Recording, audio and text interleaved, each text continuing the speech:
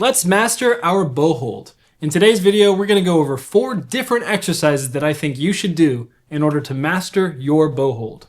Hello, fellow instrumentalists. I'm Jacques Gadway, and this is Gadway Violin. Before we go over my top 4 exercises for mastering the bow hold, let's just briefly recap what a good bow hold should look like. This is not great. Neither is this, neither is this, neither is this. There are actually many ways that are acceptable that you could hold the bow and still produce a good sound. But the version of the bow hold that I adopt, and I think is widely adopted, especially here in the United States, is what we call the Franco-Belgian bow hold. Now within that school of thought itself, there are so many variations and different things that you might end up doing based off of your anatomy. If you want a slow and in-depth explanation as to how you should go about finding your bow hold, you can follow the link below to another video I made called the 5 Steps to a Good Bow Hold. In this video, I'll explain it as well, but in that one, I went pretty well in depth, and in this one, we're gonna go past it pretty fast.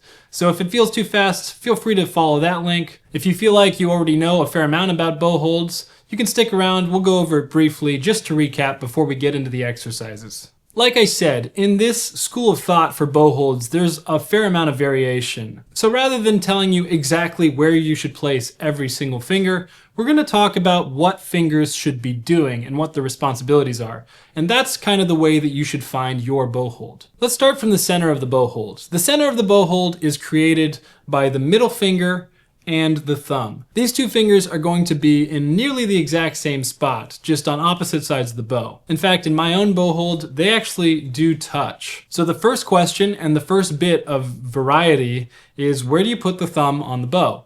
The answer is, you have quite a few options. The one thing that I would say don't do is something that I actually see a lot in young students, which is when they try to stick their thumb in this little nook right here. This may work for a while, especially when you're very young and your thumb is quite small, but the reality is it's very uncomfortable and it almost locks your thumb into place and gives you reduced flexibility. So I like to say, if you want to stay really close to the frog or very low with your bow hold center, the thumb can touch this frog, but it should not be on the frog. For my purposes, and if you want to simplify it, just go ahead and put your thumb next to the frog in such a way that it's barely touching it. An important thing to remember is when you place your thumb underneath the bow, don't touch with the center of the thumb or even the center of the tip, but rather touch with the side or that edge of the nail bed. When you do this properly, your thumb is essentially going to be coming in sideways rather than upside down. So with your thumb sideways underneath, the rest of your fingers are going to drape over the bow at equal distances.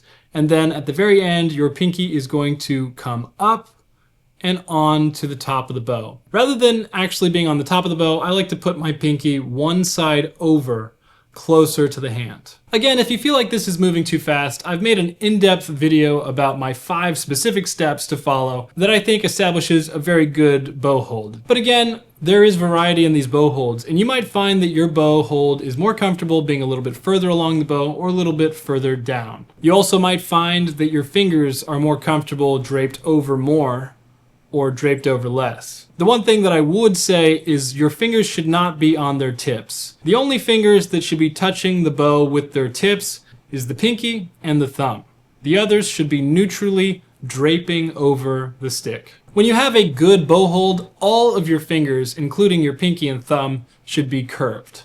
There should be no straightness in any of the digits. All right, so we've found our good bow hold. Let's go over the top 4 exercises for the bow hold. In order to complete these exercises, you will actually need to have an extra piece of equipment, but that won't come up until a little later. Let's start with the first exercise that only requires you to have a bow. This is a very popular exercise that's taught in a variety of pedagogies. Generally, it's referred to as the windshield wiper exercise. When you look at this exercise, it might seem simple, and you might do it, and it might feel extremely easy. But the truth is that there's a little bit more to it. It's important when doing the windshield wiper that you think about a couple things. You don't just move the bow side to side. Anybody can do this, even those who just learned their bow hold today. The way you really benefit from doing this exercise is by making sure you're doing a few things. The first and most important thing you need to make sure of when you're doing this exercise is that your bow hold remains extremely consistent throughout. That means as you move the bow from one side to the other, that we don't have any change in shape from any of the fingers. Often what I'll see in students doing this exercise for the first time is in order to motivate that motion, they actually end up hooking with the first finger, this index finger, to kind of pull the bow up. But this is a no-no. This is in fact a very important thing to make sure you're not doing. To motivate this movement, make sure you feel pressure in the tip of your pinky finger, because this kind of motion in the bow should be motivated by the pinky and the thumb. Their counterweight creates this motion. At the halfway point, we start to change. Now all of a sudden, the pinky doesn't need to work to move the bow in that direction. Instead, now we have to start controlling our descent.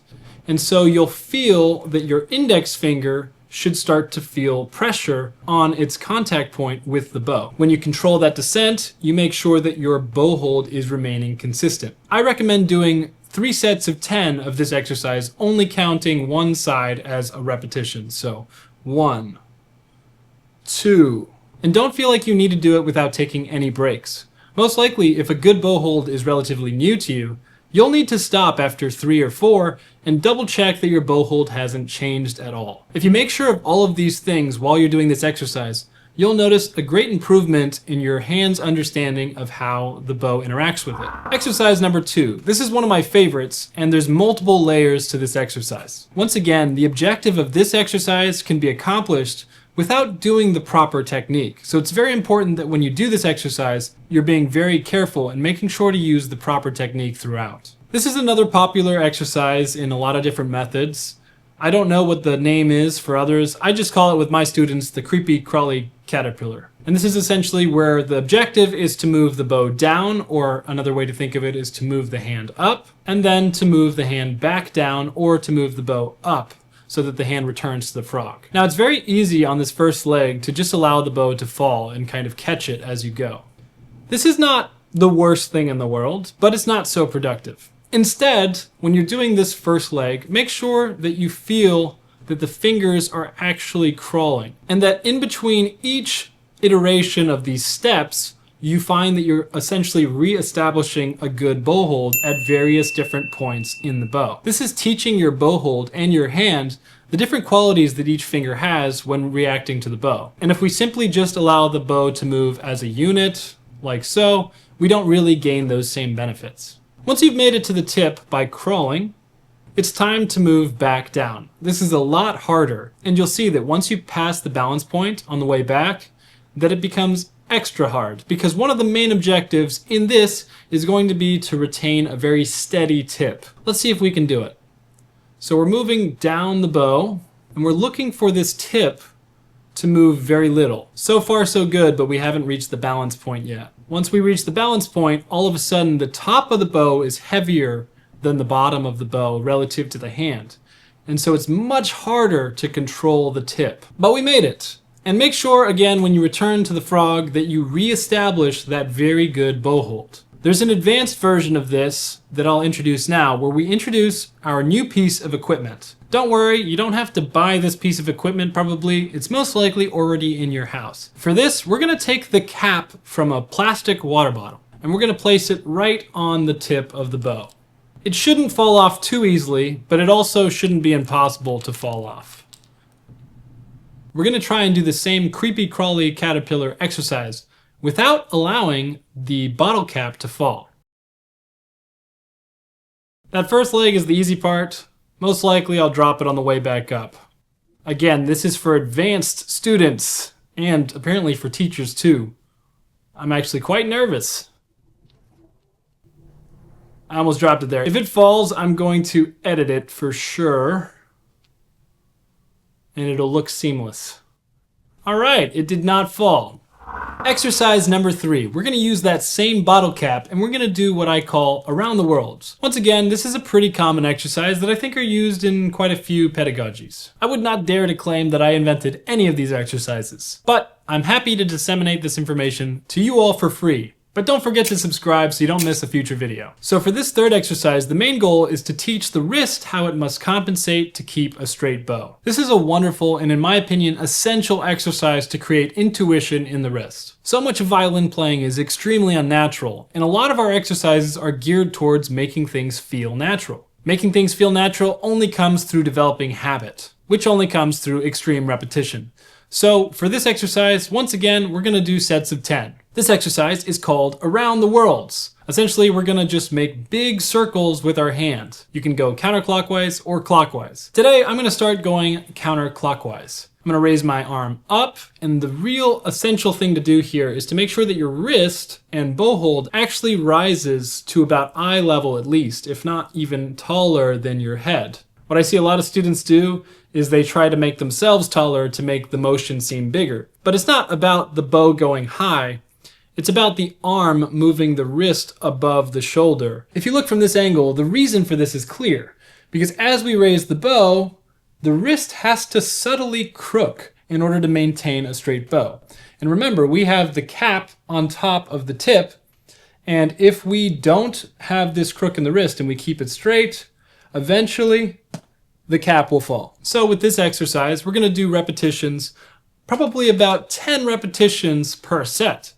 And once again, you can do 3 sets. If you do this every single day, making sure that you maintain a good bow hold throughout, you will develop intuition in your wrist to maintaining a straight bow. Exercise number 4. All right, we finally come to the final essential exercise for developing a good bow hold. You'll notice in this video that we didn't go over pinky push-ups. And that's because I actually don't think pinky push-ups are the most important exercise.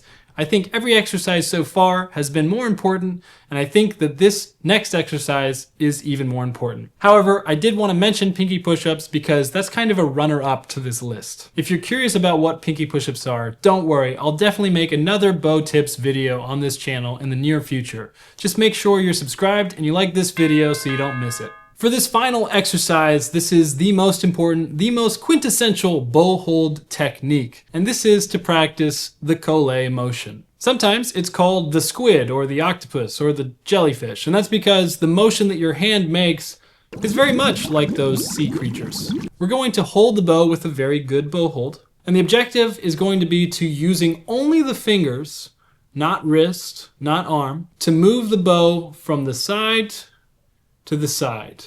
And another important thing to think about is that we don't only want it to go side to side, but we want on this contraction where we're bringing the bow into the palm, that we see a little bit of bow movement in the upwards direction. Because on the violin, this is going to translate to a miniature down bow and a miniature up bow. This is one of those things that looking at me doing it, it probably looks like it's actually very easy to accomplish. But this is one of the most difficult techniques for people to learn early on in violin playing. In fact, many even intermediate students don't have this yet mastered. Most likely, your biggest challenge when practicing this exercise is going to be to maintain your bow hold throughout it. What I often see in students when they try to move through this exercise is fingers start to slip out of place and they don't return. So I would highly recommend that every step of the way, after every repetition, you double check your bow hold and you make sure that you're happy with it. My favorite part of this ultimate exercise is that you actually don't need a bow for it. If you're at school or work and you have access to a pen or a Sharpie,